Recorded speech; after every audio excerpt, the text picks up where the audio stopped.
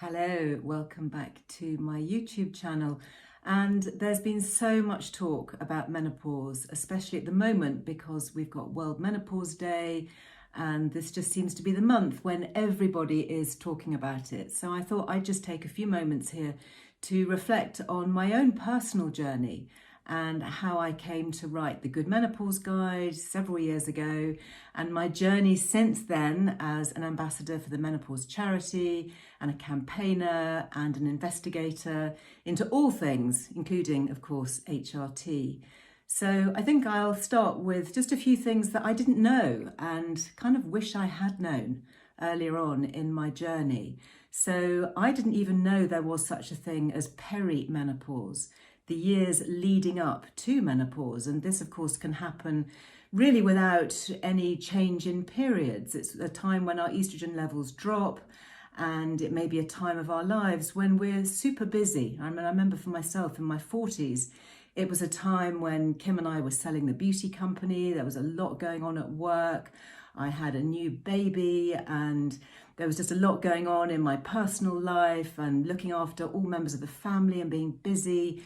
And I put down all my recurrent headaches, difficulty sleeping, stress levels, kind of emotional roller coaster, feeling up one minute and down the next, as just, well, that's just the time of life, isn't it? That's just the time midlife when women often get busy and get stressed and get overloaded.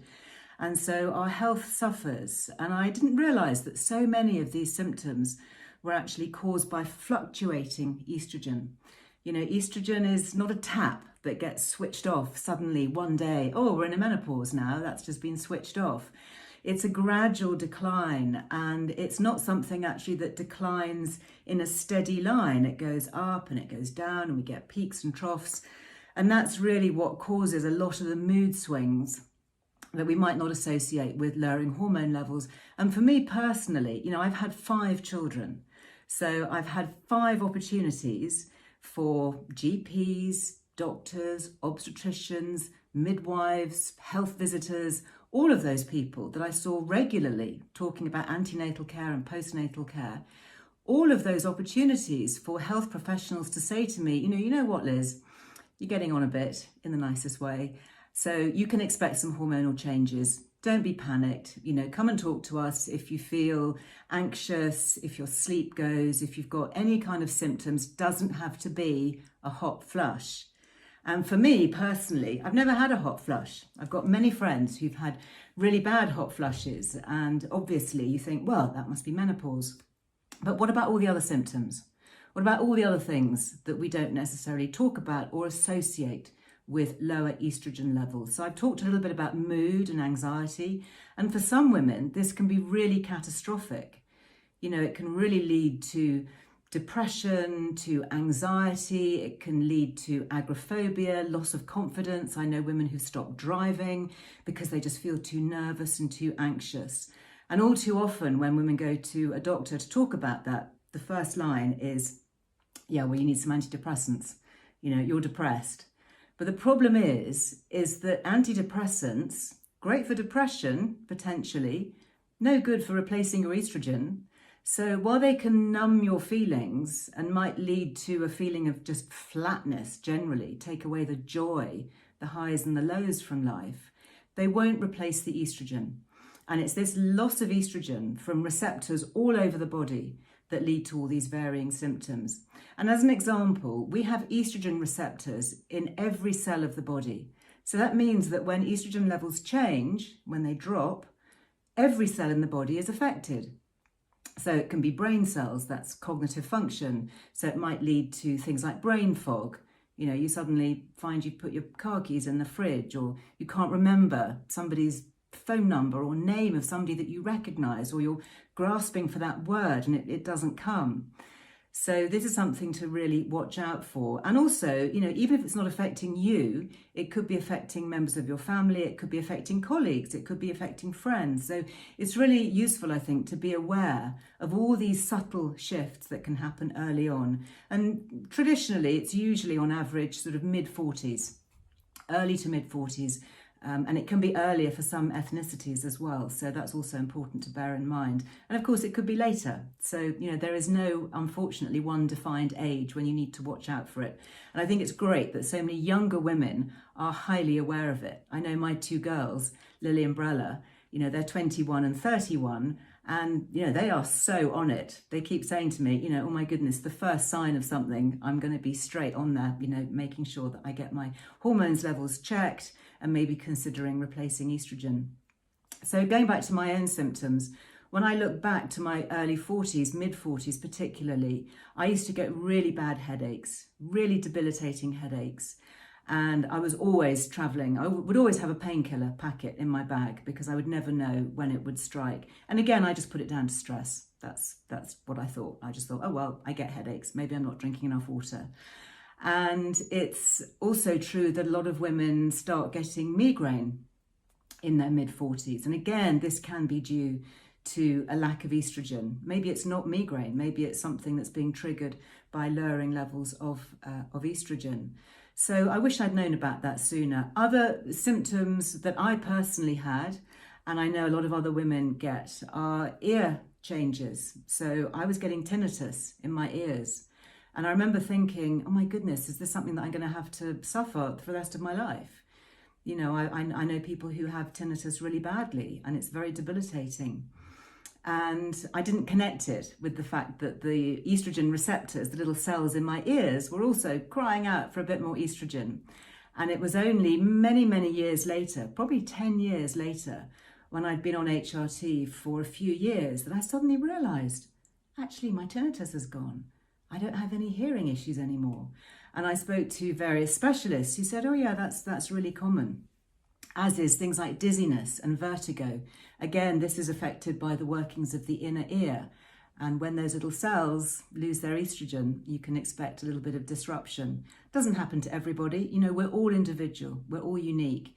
That's why some women get really bad joint pains and might get diagnosed with some form of arthritis, because the estrogen is going from the cells in the bones around the body. And it's amazing, actually, how often when you replace estrogen, suddenly joint aches and pains go, and you feel more like going out and exercising. And that's really key, because exercise is really important as we age. It's good, as we know, for things like muscle mass and bone density, helping to prevent osteoporosis. But of course, if our joints ache and we have a low mood and we just don't feel like doing it, then it's a vicious cycle, isn't it? It's probably no coincidence that I actually took up running in my early 50s, having said, I'm never going to run, I hate running. I now actually really enjoy it. I mean, I'm not a big runner. I don't run very fast and I don't run very far, but I can do a 5K, and I'm quite happy in the middle of the week to put on my running shoes and go out and do 2 or 3K and come home feeling all the better for it.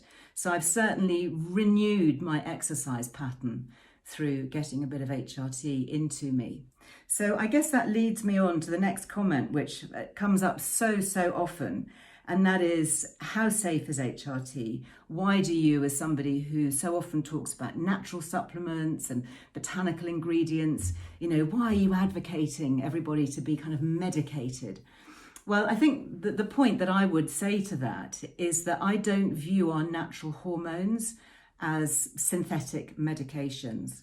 Modern HRT, and I'm talking about estrogen that's transdermal, so it goes through the skin, and that can be a variety of different methods. It could be a gel, it could be a patch, it could be a spray, but the transdermal kind is made from wild yams. It's a botanical, it's a plant ingredient, and if you analyze it molecularly, it is identical to the estrogen that we have naturally in the body. And that's why it's called body identical, sometimes called bioidentical. The two terms kind of get put together, and that can often be a bit confusing, because bioidentical hormones is also an expression that's often used by private clinics who sell unlicensed or unregulated HRT.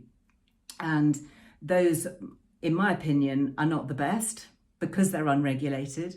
But also, you shouldn't have to pay hundreds, sometimes thousands of pounds to get access to safe natural hormones.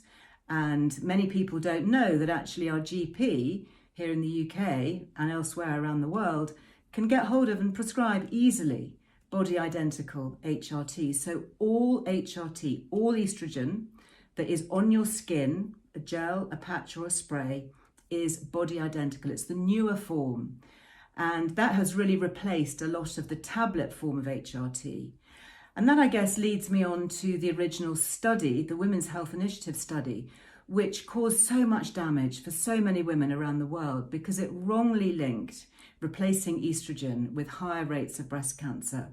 And in fact, the authors of that study have come out and publicly apologised, many of them, for the misrepresentation of their data. And in fact, it's been shown since that the transdermal form of HRT has shown no increased risk in breast cancer.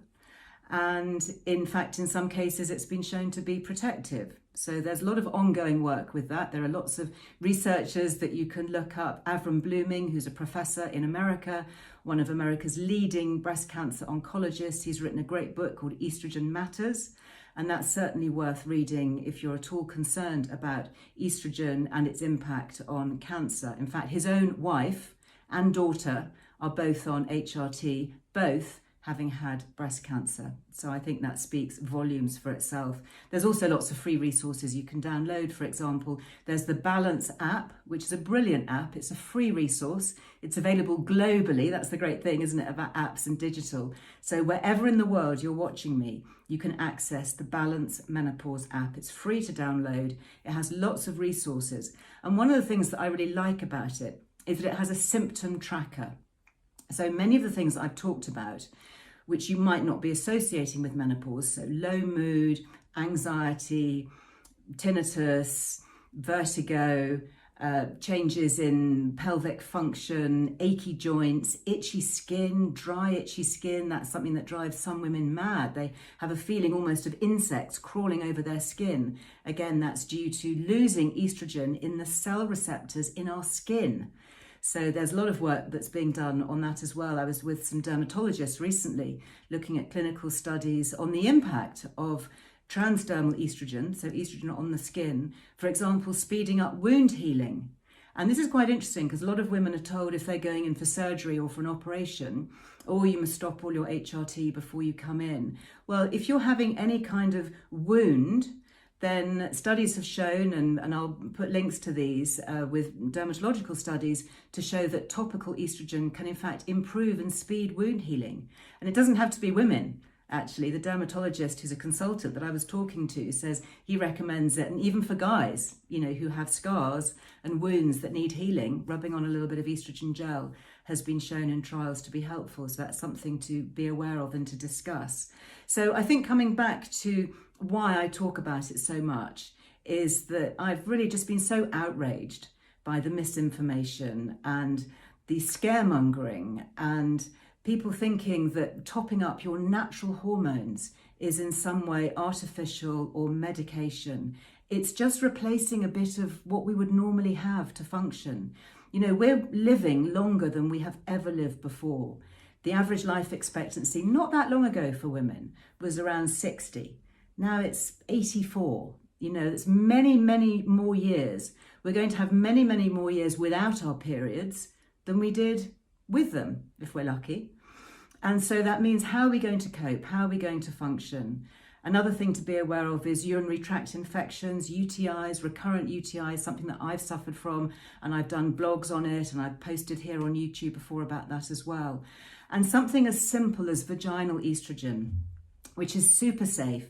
Even people having cancer treatment can use vaginal estrogen. It's localized, it stays within the vaginal wall, and it just helps to replenish the cells in that area with the estrogen that they're lacking. And it's the lack of that estrogen that can cause all sorts of changes in pH balance. It can make us much more susceptible to bladder and vaginal infections. It can cause bacterial vaginosis. It can lead to cystitis and recurrent UTIs, which aren't going to be fixed by endless rounds of antibiotics. Trust me, I've been there. I've done that. I've definitely got the t-shirt. And since using estrogen locally, I've not had any recurrence. So these are things that I think are really worth exploring. This is obviously not medical advice. I'm just sharing my own journey, my personal journey, and how I wish that so many more women especially were aware of this, hopefully before all the symptoms start. catch it early. The studies are showing that, in fact, the earlier we take HRT, the better it is for our longer term health. And that's linked to quite serious heart issues. Coronary heart disease is still the biggest killer for women, heart disease and strokes. And there is evidence to suggest that the earlier we start replacing our estrogen, the less likely we are to succumb. There's also impact for diabetes, for obesity, and for all kinds of other issues. Things like Alzheimer's are also being looked at now in clinical trials, and the early studies are encouraging. So who knows, maybe in years to come, modern medical science and doctor training will have caught up with all of this, and maybe the next generation of younger women coming through won't have to put up with quite so many of the health issues that women perhaps in their midlife years and beyond have. I hope this little chat's been helpful. There are lots of resources. You can download my e-guide. It's called The Truth About HRT. And I wrote that because I just had so many questions specifically on HRT. Obviously, my Good Menopause Guidebook talks a bit about it, but that's only one chapter of the book. There's lots of other things. And I talk about CBT, cognitive behavioural therapy. I talk about the importance of exercise, of having a low sugar diet, of watching your alcohol intake, increasing weight-bearing exercise particularly, some of the herbs that have been shown to be helpful as adjuncts, and things that you can do to support your overall well-being. Of course, it's not just about let's rub on a bit of gel and that's be done with it. Of course, we've got to look after well-being in the round. But don't forget that no matter what other techniques and therapies and alternative complementary treatments you take or you try, the only thing that's going to replace your estrogen is replacing estrogen. That's the only thing that will do it. And just coming back to my earlier point about how I don't believe it's a medication, my body is full of hormones. And I believe that replacing hormones naturally with body identical hormones is the best way to give myself and my body the better chance of health and wellness now and throughout later life. I hope that's helpful. Do drop me a comment. Lots of resources, as always, on the channels and points that I've mentioned. You can also go to Earle Wellbeing. We've got menopause guides, we've got downloads, we've got symptom trackers, we've got fact sheets, lots of podcasts as well with all kinds of specialists that I've recorded over the years. But I wish you very well on your menopause journey. Keep in touch, drop me a comment, let me know what's been helpful to you, and I'll see you next time.